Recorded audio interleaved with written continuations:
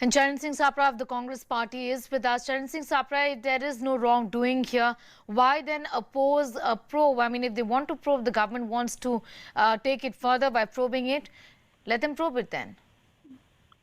No, but who's opposing the probe? Okay. I don't think so. Any congressman has said that they are opposing the probe. Okay. See, the issue is that all these foundations, Rajiv Gandhi Foundation, Rajiv Gandhi Trust and Indira Gandhi Trust, everything is transparent. And all the documents are in public domain. All the accounts are being audited. And each and everybody knows about it. So I feel they just want to, divert the attention of the nation from the major issues which we are facing, whether that is corona or whether that is the face-off with China. The BJP government just wants to divert the attention, number one. Number two, the way Congress has been asking questions, the way Shri Rahul Gandhi has been questioning every day on these vital issues which the country is facing.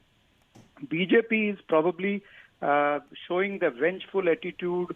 What else we can accept from the malicious mindset of Narendra Modi and his team? Okay. This is purely a vendetta politics which we are observing, a selectiveness which the nation is seeing, and Congress will face it. Congress is not going to deter with its political work and the social responsibilities for the country. Okay, let me bring in Amit Malviya as well. Amit Malviya, Charan Singh Sapra says this is vendetta. I have a question before you want to retort to what Charan Singh Sapra has said. Okay, we seem to have lost that line with Amit Malviya. We'll go back to him in a bit from now because the BJP and Amit Malviya has been at the forefront of it. Remember, it was the social media department of the BJP that released documents showing that the Rajiv Gandhi Foundation had received donations from China. There is nothing to fear. We are okay with the investigation is what the Congress is saying, but this is political vendetta. Questions, of course, Charan Singh Sapra are being asked about why would you then take donations from Choksi? Also, why would you then also take donations from people like Zakir Naik? The very fact that you took donations from China and then you had, there was some sort of a quid pro quo. These are some very serious allegations that have been made.